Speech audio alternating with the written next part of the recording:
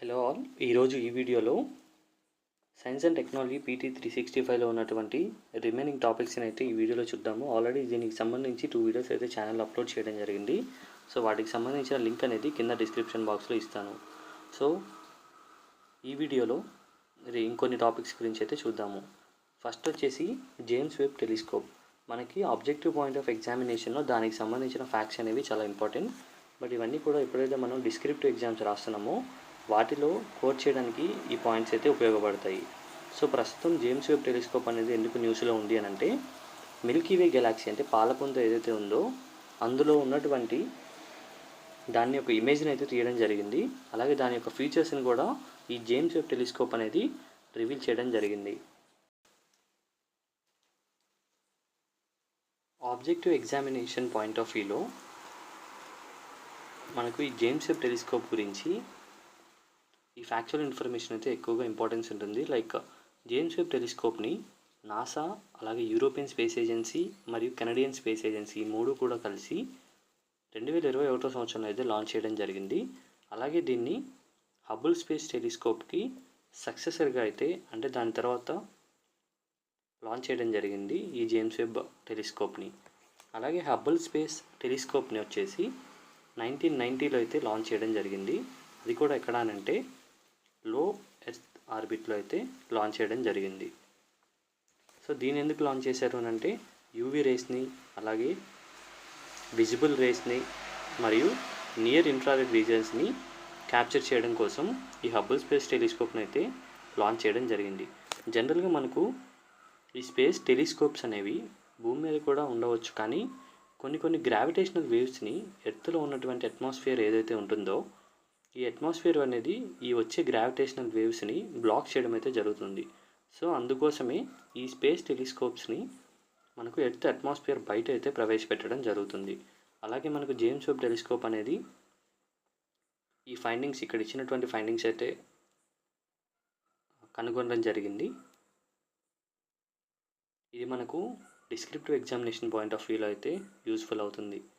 Like questioning the standard model of cosmology, అలాగే లో mass గెలాక్సీస్ని, అలాగే స్టడీయింగ్ ద స్టార్ ఫార్మేషన్ అంటే మనకు నక్షత్రాలు ఎలా ఫామ్ అయ్యాయని చెప్పేసి దానికి సంబంధించిన ఇన్ఫర్మేషన్ అనేది కలెక్ట్ చేయడము, అలాగే లో మాస్లో ఉన్నటువంటి గెలాక్సీస్ని కనుగొనడము, ఇవన్నీ కూడా మనకు జేమ్స్ వెబ్ టెలిస్కోప్ అయితే చేయడం జరిగింది.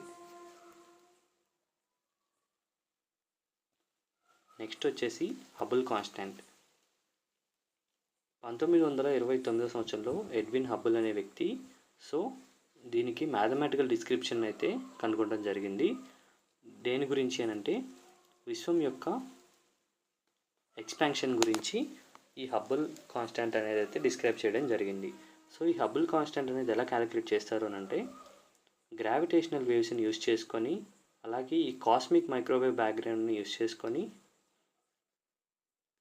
Comparing observed brightness of supernova అని అంటే స్పేస్లో ఈ స్టార్ యొక్క ఎక్స్ప్లోజన్ అనేది జరుగుతుంది. ఆ ప్రదేశాన్ని సూపర్నోవా అని చెప్పి పిలవడం జరుగుతుంది. దాని యొక్క బ్రైట్నెస్ని బట్టి ఈ 3 ఫ్యాక్టర్స్ని బట్టి మనకు హబుల్ కాన్స్టెంట్ అనేది క్యాలిక్యులేట్ చేయడం జరుగుతుంది. నెక్స్ట్ టాపిక్ వచ్చి న్యూట్రినో పార్టికల్స్. ఈ న్యూట్రినో పార్టికల్స్ అనేవి ఎందుకు న్యూస్లో ఉన్నాయి అని అంటే, ఈ మిల్కీవే గెలాక్సీలో ఉన్నటువంటి సెంట్రల్ డిస్క్ నుంచి సైంటిస్టులు న్యూట్రినోస్ ఆరిజినేట్ అవ్వడం అనేది అయితే అబ్జర్వ్ చేయడం జరిగింది. అసలు ఈ న్యూట్రినోస్ ఏంటి అని అంటే, ఇవి కూడా ఎలక్ట్రాన్స్లానే ఉంటాయి, బట్ ఇవి స్మాలర్ పార్ట్స్గా బ్రేక్ డౌన్ చేయడం అనేది జరగదు. వీటి యొక్క క్యారెక్టరిస్టిక్స్, వీటికి ఉన్నటువంటి ముఖ్యమైన క్యారెక్టరిస్టిక్స్ ఏంటి అంటే, ఇవి చాలా తక్కువ మాస్తో అయితే ఉంటాయి. అలాగే వీటికి ఛార్జ్ అనేది ఉండదు. లైక్ ఎలక్ట్రాన్స్కి, ప్రోటాన్స్కి వీటికైతే ఛార్జెస్ ఉంటాయి కదా, పాజిటివ్ నెగిటివ్ ఇలా అని చెప్పేసి. సో ఈ న్యూట్రినోస్కి అయితే ఛార్జ్ అనేది ఉండదు. అలాగే ఇవి లైట్ యొక్క కాంతి ఎంతైతే వేగంతో ప్రయాణిస్తుందో సేమ్ ఇవి కూడా అలానే ప్రయాణిస్తాయి. అలాగే వాటి యొక్క సోర్స్ నుంచి ఇవి బయటికి స్ట్రైట్ లైన్లో అయితే ఈ ట్రావెల్ అనేది జరుగుతుంది. ఇవి గ్రావిటీ ద్వారా, అలాగే వీక్ ఫోర్స్ ద్వారా అయితే ఈ న్యూట్రినోస్ అనేవి అయితే ఎఫెక్ట్ అవుతాయి. అందులో మెయిన్గా 3 రకాలు ఉంటాయి: electron neutrino, tau neutrino and muon neutrino.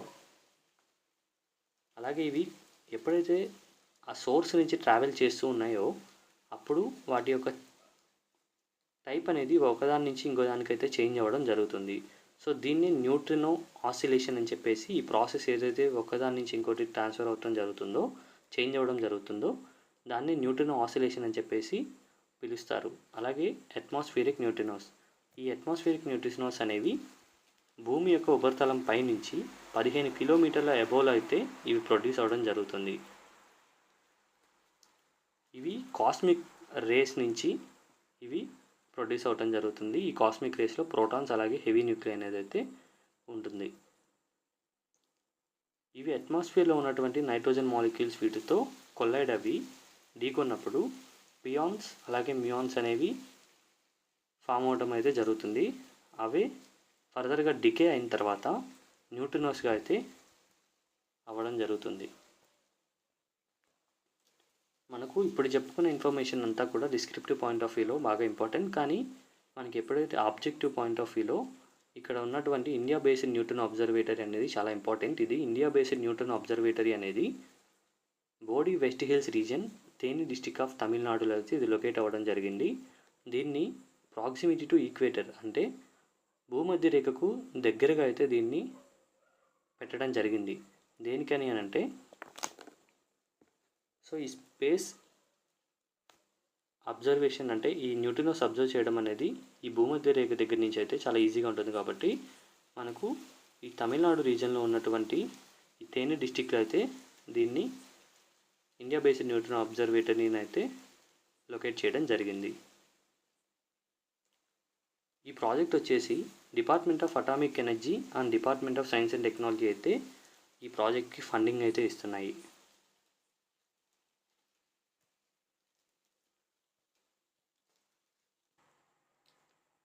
Next topic వచ్చేసి Jupiter's icy moon explorer mission. దీన్ని జూస్ మిషన్ అని చెప్పేసి అయితే పిలవడం జరుగుతుంది. దీన్ని లాంచ్ చేసింది వచ్చేసి యూరోపియన్ స్పేస్ ఏజెన్సీ అయితే దీన్ని లాంచ్ చేయడం జరిగింది. అది కూడా ఫ్రెంచ్ గుయానా అనే స్పేస్ పోర్ట్ నుంచి ఈ జూస్ మిషన్ అయితే లాంచ్ చేయడం జరిగింది. ఈ మిషన్ మేజర్గా దేని మీదకి అంటే ఏ గ్రహం మీదకి పంపించడానికి అంటే జూపిటర్ అనే దాని మీదకి. దీన్నే మనం తెలుగులో బృహస్పతి అని చెప్పేసి అయితే పిలవడం జరుగుతుంది. సో ఇక్కడ ఈ టేబుల్లో ఇప్పటి వరకు జూపిటర్ మీద పంపించినటువంటి స్పేస్ మిషన్స్ అయితే ఉన్నాయి. ఇందులో మనకు మేజర్గా అన్ని నాసానే పంపించడం జరిగింది. Like Pioneer 10, Voyager 1 and 2, Galileo, Ulysses and Juno, Europa Clipper అనేది నాసాకి సంబంధించి అది 2024 సంవత్సరంలో ప్రయోగం అయితే చేయనున్నారు. అసలు ఈ జూస్ మిషన్ ఏంటి అని అంటే, జూపిటర్ గురించి, బృహస్పతి గురించి, అలాగే దానికి మూన్స్ అంటే మనకు భూమికి చంద్రుడు ఎలా అయితే మనము మూన్గా కన్సిడర్ చేస్తామో అలానే జూపిటర్కి కూడా చాలా మూన్స్ అయితే ఉండటం జరిగింది. అందులో ఓషన్ అంటే సముద్రాలు ఉన్నటువంటి 3 మూన్స్ని అయితే ఐడెంటిఫై చేయడం జరిగింది. Like Ganymede, Callisto and Europa. So ఈ 3 మూన్స్ గురించి స్టడీ చేయడం గురించి మనకు ఈ జూస్ మిషన్ అయితే పంపించడం జరిగింది. అలాగే అక్కడ ఉన్నటువంటి వెదర్ని, మ్యాగ్నెటిక్ ఫీల్డ్ని, అయస్కాంత శక్తిని, గ్రావిటేషనల్ పుల్ని, వీటన్నిటిని కూడా ఇది అబ్జర్వ్ చేస్తుంది. ఇందులో ఉన్నటువంటి పేలోడ్స్ వచ్చేసి Ganymede laser altimeter and moons and Jupiter imaging spectrometer, UV imaging spectrograph. So ఈ పేలోడ్స్ అయితే ఈ జూస్ మిషన్లో అయితే ఉన్నాయి. నెక్స్ట్ జూపిటర్ గురించి చూస్తే 5th from the sun and largest in the solar system. మనకు గ్రహాలు ఉన్నాయి కదా, సౌర కుటుంబంలో మనకు టోటల్గా 8 గ్రహాలు అయితే ఉంటాయి.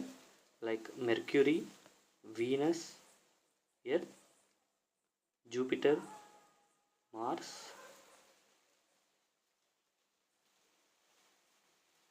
Saturn, Uranus. సో ఈ గ్రహాలన్నీ అయితే ఉన్నాయి. అలాగే ఇక్కడ మార్స్ కూడా ఉంటుంది. ఇందులో జూపిటర్ అనేది 5వ ప్లేస్లో ఉంటుంది.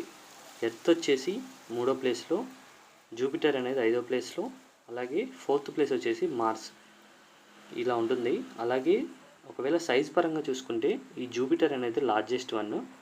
దీన్ని జోవియన్ ప్లానెట్గా కన్సిడర్ చేస్తారు. జోవియన్ ప్లానెట్ అని అంటే వీటికి సాలిడ్ సర్ఫేస్ అనేది ఉండదు. వీటిని గ్యాసియస్ ప్లానెట్స్ అని కూడా పిలుస్తారు.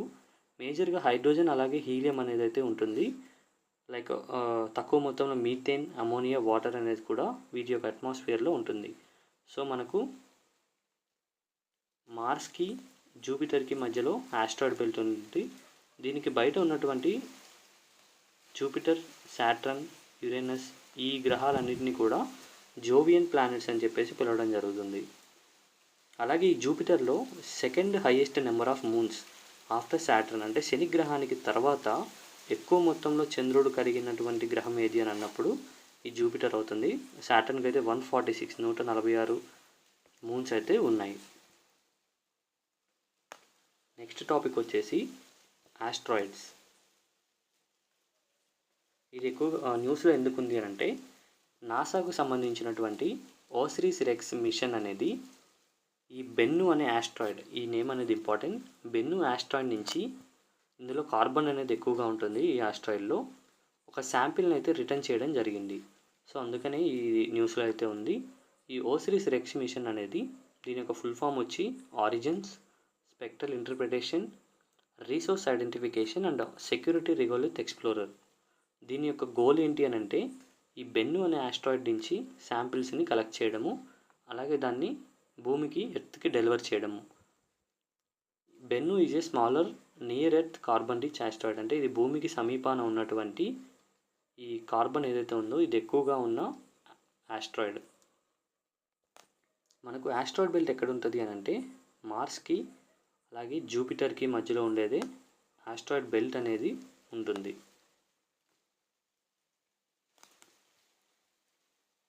తర్వాత ఈ ఓసిరిస్ రెక్స్ మిషన్ అనేది ఒకసారిగా ఆ శాంపిల్ని కలెక్ట్ చేసిన తర్వాత అది డైరెక్ట్గా భూమి మీదకి అయితే రాదు. సో భూమి మీద నుంచి కొంత ఎత్తుకు వచ్చిన తర్వాత అక్కడి నుంచి అది కలెక్ట్ చేసిన శాంపిల్ని అయితే భూమి మీదకి పంపించడం జరుగుతుంది. తర్వాత ఈ మిషన్ ఏదైతే ఉందో ఇది వేరొక ఆస్ట్రాయిడ్ దగ్గరికి అయితే దీన్ని పంపించడం జరిగింది. సో అందుకే దీన్ని రీనేమ్ చేయడం జరిగింది. ఓసిరిస్ అపెక్స్ అంటే ఎఫ్ఓఫిస్ ఎక్స్ప్లోరర్ అని చెప్పేసి దీన్ని రీనేమ్ చేయడం జరుగుతుంది. ఎందుకు అని అంటే ఇది నెక్స్ట్ వెళ్తున్నటువంటి ఆస్ట్రాయిడ్ వచ్చేసి ఎఫ్ఓఫిస్. సో దాన్ని ఆధారంగా చేసుకొని ఓసిరిస్ ఎఫ్ఓఫిస్ ఎక్స్ప్లోరర్ అని చెప్పేసి దీనికి నేమింగ్ అనేది ఇవ్వడం జరిగింది.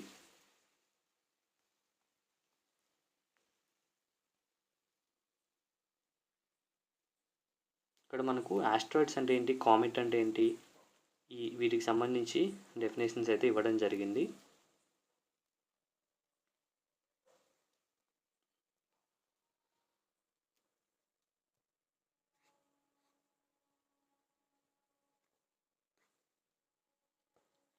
మెయిన్ ఆస్ట్రాయిడ్ బెల్ట్ అనేది మార్స్కి అలాగే జూపిటర్కి మధ్యలో అయితే ఉంటుంది.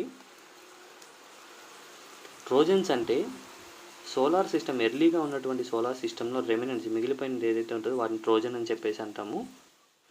ఈ ట్రోజన్ ఆస్ట్రాయిడ్స్ని స్టడీ చేయడం కోసం నాసా లూసీ మిషన్ అయితే ఫస్ట్ టైం పంపించడం జరిగింది.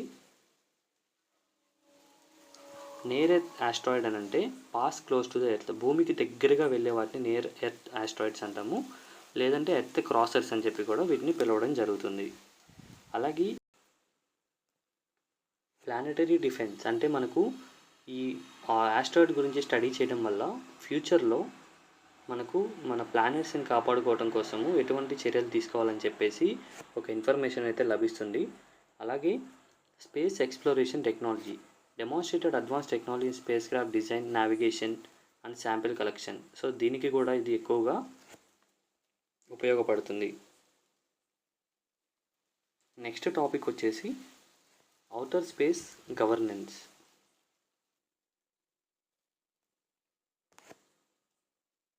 ఐక్యరాజ్య సమితి యునైటెడ్ నేషన్స్ అనేది రీసెంట్గా ఒక పాలసీని అయితే రిలీజ్ చేయడం జరిగింది. దాని యొక్క టైటిల్ వచ్చేసి for all humanity the future of outer space governance అని చెప్పేసి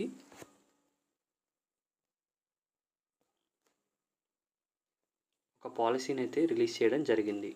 సో ఆల్రెడీ ఇంతకుముందు దీని గురించి ఉన్నటువంటి ఫ్రేమ్వర్క్ ఏంటి అంటే 1958 సంవత్సరంలో United nation committee on peaceful uses of outer space was established.